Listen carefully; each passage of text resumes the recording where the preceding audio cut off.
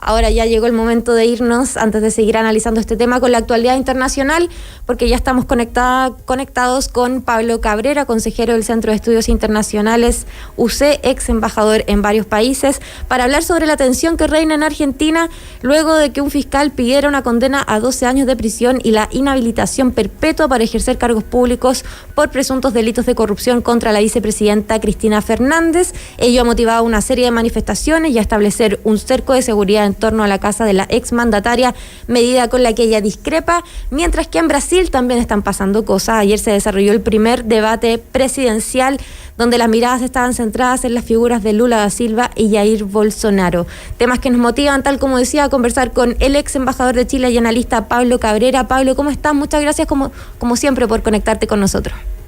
Buenos días, Francisca, gusto saludarnos.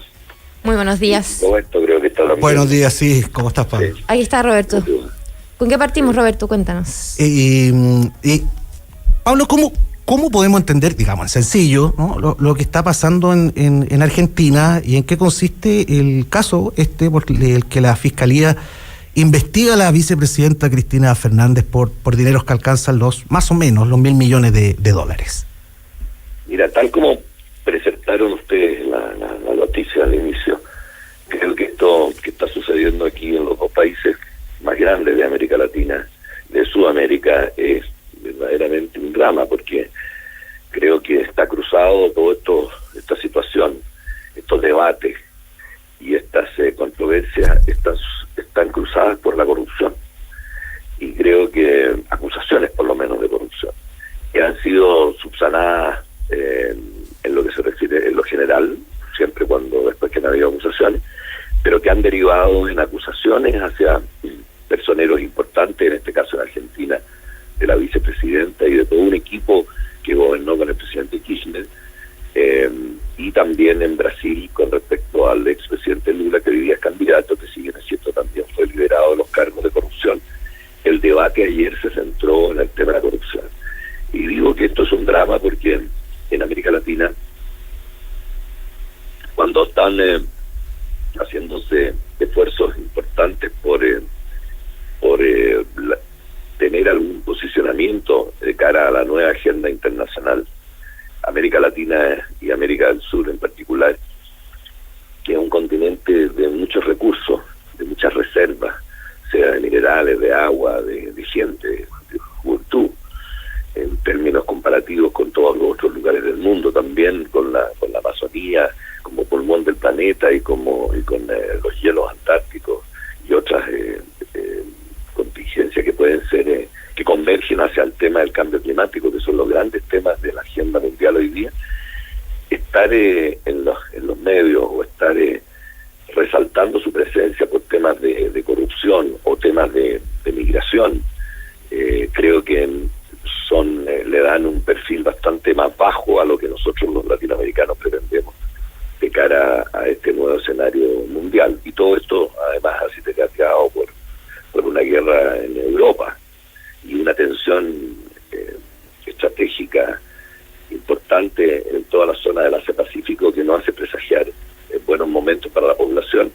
Creo que el momento nuestro nos da para pensar, nos da para reflexionar y ojalá para poder salir de esto en mejores términos. Pablo, pero volviendo al tema de Argentina, ¿cómo se proyecta entonces la situación de la vicepresidenta de Argentina, Cristina Fernández? ¿Qué podríamos esperar para los próximos días en relación a esto?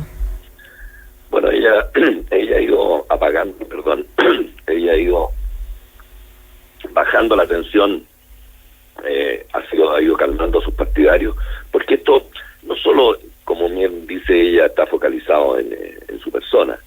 Yo creo que hay una crisis importante política que tiene que ver con el peronismo, ¿no? Y no la desaparición del peronismo, pero sí un poco lesionado en su imagen y en su capacidad de reclutamiento de nuevas generaciones hacia el peronismo. Y esto, a la pregunta tuya, tiene que ver con las próximas elecciones. Las próximas elecciones, si bien el juicio contra ella, que viene desde hace muchos años, y que se ha reabierto y se ha cerrado, y hay muchos casos que ya fueron desechados, eran más de 51 casos, esto está focalizado en un caso de corrupción o de supuesta corrupción, digamos, digamos, en lo que se refiere a un programa de vialidad muy grande que existió en Argentina.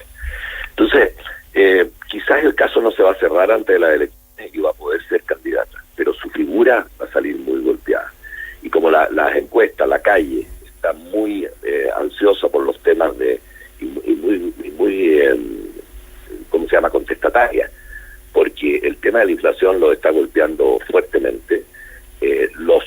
Un país de clase media de Argentina, hoy día esa clase media podría ser en una gran extensión pobres, que no llegan a fin de mes. Entonces, si estos temas están minando la capacidad del peronismo para poder mantener a alguno de los suyos con algunas posibilidades de la próxima elección del 2023, con un Alberto Fernández casi fuera de la competencia, el actual presidente, esto tiene muchas ramificaciones internas, de política interna y con imagen internacional. Y si a eso le suma que el gobierno, Cristina es vicepresidenta, para poder salir de esta situación o este atolladero económico y estas presiones económicas, tiene que negociar con el Fondo Monetario Internacional, donde ahí hay una diferencia grande entre Cristina y el presidente. Cristina, creyendo o presumiendo tener el sentir de la calle mayoritario, de que esta es una negociación al Fondo Monetario que traería más pobreza y más dificultad y más tensión y más convulsión en la Argentina, el presidente actual no lo entiende así y algunas autoridades han recurrido a una tercera figura, que es Sergio Massa, que es una figura que estaba bastante alicaída en cuanto a sus pretensiones electorales. Estaba en la Cámara de Diputados, la presidencia de la Cámara de Diputados lo han llevado en una emergencia al gobierno, y no se ve, de acuerdo a las proyecciones, no se ve que el peronismo decaído vaya a poder triunfar en las próximas elecciones. Entonces, esto hace un cuadro de tensión importante que Cristina ha tratado de calmar, según hemos podido saber, a sus partidarios, porque estaban llevando mucha convulsión y enfrentamiento en la calle. En la calle, claro. En Argentina no es habitual eso. Argentina es un país bien especial en cuanto a cómo ha manejado la violencia. En la Argentina, los movimientos sociales, los sindicatos y el movimiento político han manejado mucho mejor el tema de la violencia. Argentina no ha sido un país violento, y la violencia no ha aflorado mucho en los enfrentamientos callejeros o en los piquetes. Y creo que esto tuvo algunos visos de peligrosidad que podía desbandarse. Y creo que ella, una vez más, en ese sentido, han manejado bien este tema, no sé hasta cuándo. Pero que se ve un poco cambiado el panorama, se ven cambiado por las presiones de la inflación, por las presiones del desempleo y otras características que están afectando la economía argentina. La economía argentina en este momento tiene un alto porcentaje, casi el 50%, de ser una economía informal. Ha salido muchos capitales hacia afuera. El tema de la agricultura, que es un puntal bastante grande, se sintió muy golpeada por políticas del gobierno en cuanto al cambio del dólar, que se maneja mucho la economía, está dolarizada en cuanto a los precios del dólar, y cual estaban afectando las exportaciones agrícolas, y que podía agravar aún más el problema. ¿Y por qué decíamos que la guerra también lo complica? Porque efectivamente Argentina es un país que podría, incluso en un tema de guerra, donde se afecta la producción o la capacidad de proveer granos al mundo, que tiene mucho grano, hay unos circuitos financieros internacionales muy complicados por las sanciones que están impuestas a Rusia, ¿no? Y que puede afectar otros sectores de la economía de los países si llegan a negociar con Rusia o con cualquier producto o cualquier empresa que tenga contacto en Rusia. Por eso yo se lo relacionaba con el tema financiero internacional, que está complicando también la situación de América del Sur y de Argentina en particular, y de todos los países en diferentes medidas. 9:24 a.m. Estamos conversando con el consejero del Centro de Estudios Internacionales UC y ex embajador de Chile, Pablo Cabrera. Roberto Bruna. Sí, Pablo, ¿y qué rol ha jugado en toda esta trama el presidente Alberto Fernández, que hay que decir, no tiene precisamente una relación muy fluida con la vicepresidenta Cristina Kirchner? Bueno, yo creo que él ha tenido incluso recientemente algunas expresiones decisiones, por lo que se oye, por lo que se ve, desafortunadas en cuanto a su relación con Cristina y con el Poder Judicial, cuando está en medio de una investigación importante de personeros del gobierno. Creo que esos son los temas que como se dice de alguna manera, afectan las improntas o las imágenes y se relacionan con el entorno internacional de los países. Las imágenes, ¿no? Las imágenes que se dan en cuanto a ser un país acogedor a la inversión extranjera, ser un país de paz, de seguridad, de certeza jurídica. Yo creo que esas son las cosas que hoy día están afectando a una Argentina que siempre ha sido un país de más bien tranquilo, un país que ha tenido una performance internacional importante, como uno de los fundadores del G20, por ejemplo, donde están las 20 economías del mundo alternativas al G7 y donde están los grandes países desarrollados. Creo que Argentina, en la medida que no ofrezca ese panorama que ofrecía, más allá de sus riquezas que están ahí, per se seguramente, pero que hay que administrarlas bien y gobernar bien a Argentina. Creo que su influencia en la agenda, sea en el G20, sea en otras instancias internacionales, se disminuyen de acuerdo a este cuadro de inestabilidad que está mostrando. Por eso es tan importante el escenario internacional y las imágenes que se proyecten, sea en el tema jurídico, sea en el tema económico, sea en el tema estratégico. Porque, como hemos dicho en otras versiones acá, los temas estratégicos y los temas económicos y los temas políticos no lo podemos hoy día separar, están en un todo. Y creo que eso también se mira a la hora de ver cuál es la potencia o la potencialidad, digamos, mejor, de los países para poder influir en la agenda internacional. Por eso creo que este es un tema que nos cruza como región. 9:27 a.m, continuamos conversando con el analista internacional Pablo Cabrera. Pablo, y a propósito de los temas que nos cruzan como región, ¿qué te parece si nos vamos a comentar un poco lo que está sucediendo con la carrera presidencial en Brasil y el esperado debate que ya se concretó entre Lula y Jair Bolsonaro?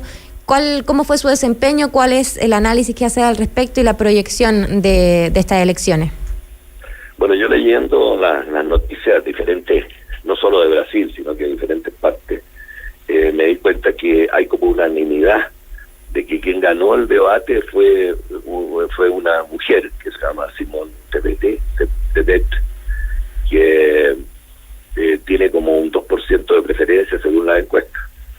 Y ella manejó muy bien el hecho de ser mujer en una campaña muy entre hombres y de poder ponerse en equidistancia frente al también, lamentablemente, a los temas de corrupción y a la capacidad de los partidos tradicionales o de un gobierno ya con un ejercicio que está por terminar, que es de Jair Bolsonaro, de cara a cómo ha manejado el tema de la corrupción.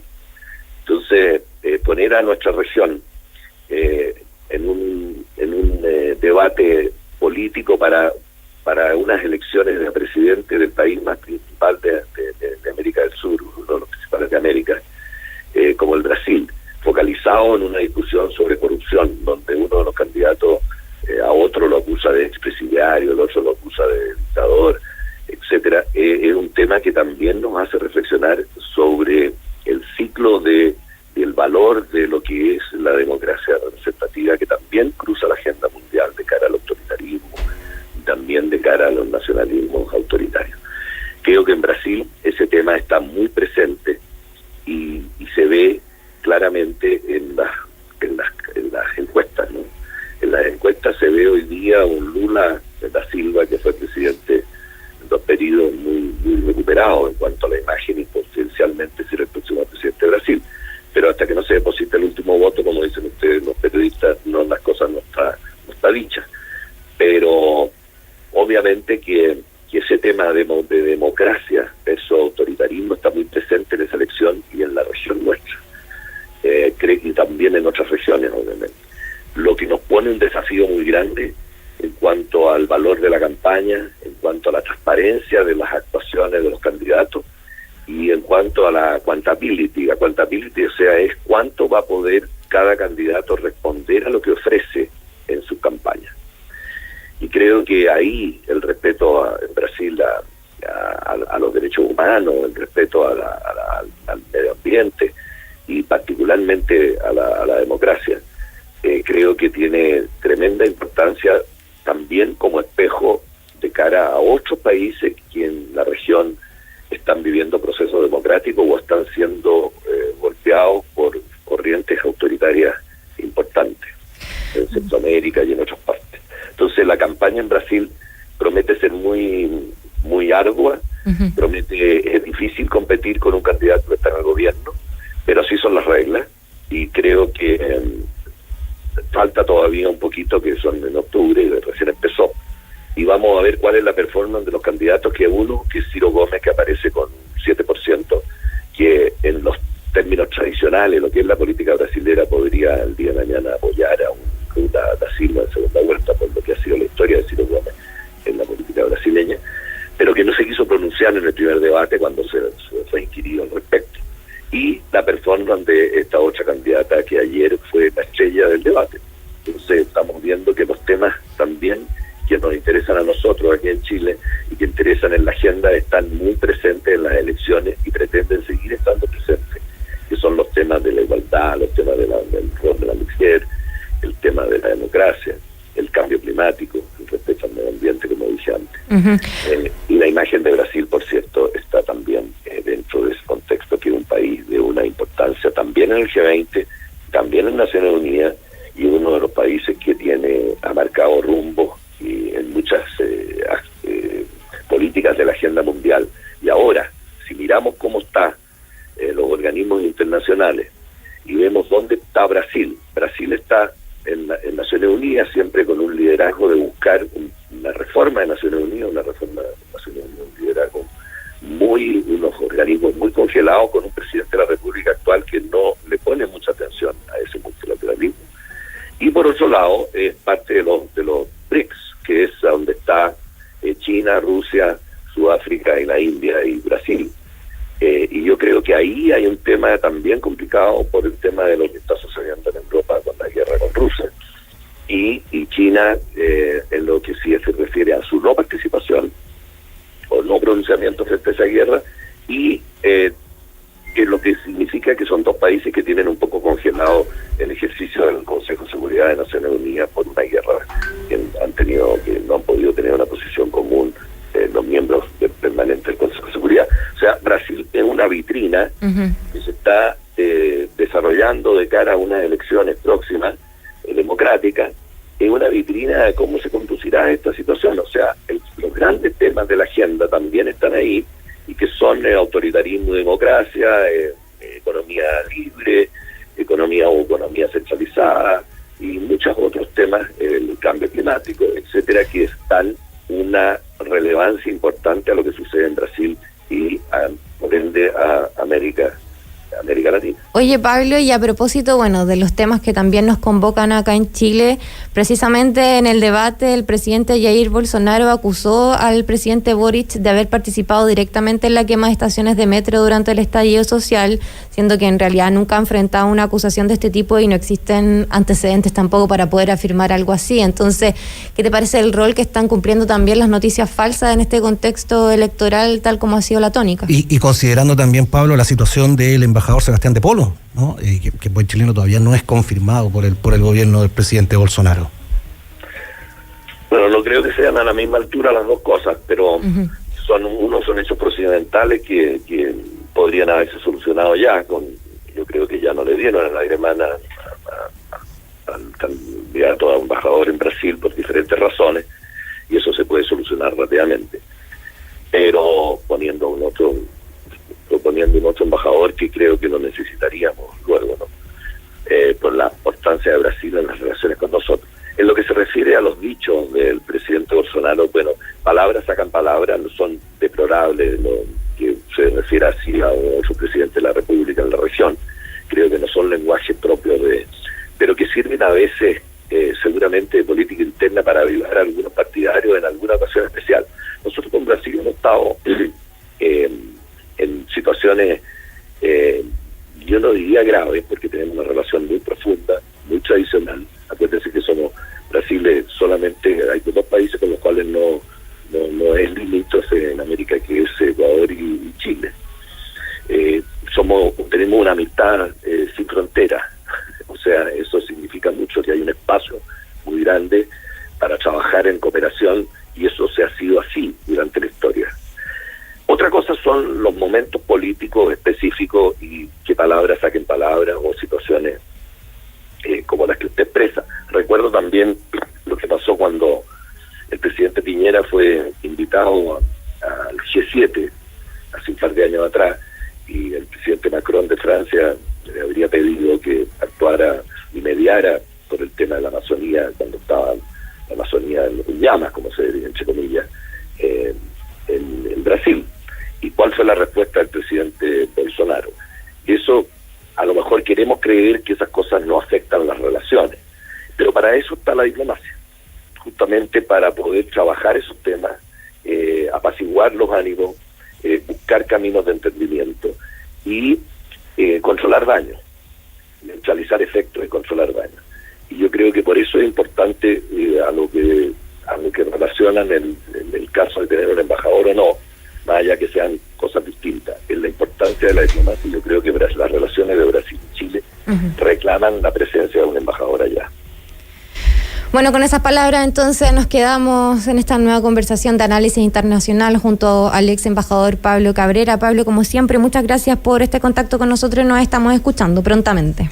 Gracias, Francisca, gracias, Roberto, encantado de estar con ustedes. Chao. Que estén muy bien. Adiós. Bueno, llegó el momento de hacer una nueva pausa aquí en el mostrador en La Clave, pero antes un dato que contarte como siempre, porque a quien no le gusta sentirse seguro y cooperar con el medio ambiente, con la nueva cuenta Vista Sustentable Copeuch puedes hacer ambas cosas, porque la tarjeta de débito Copeuch Mastercard es de plástico reciclado y más segura. Hazte socio en copeuch.cl. Vamos y volvemos con más El Mostrador en La Clave. Diálogo y conversación en los tiempos que estamos viviendo. Escuchas El Mostrador en La Clave.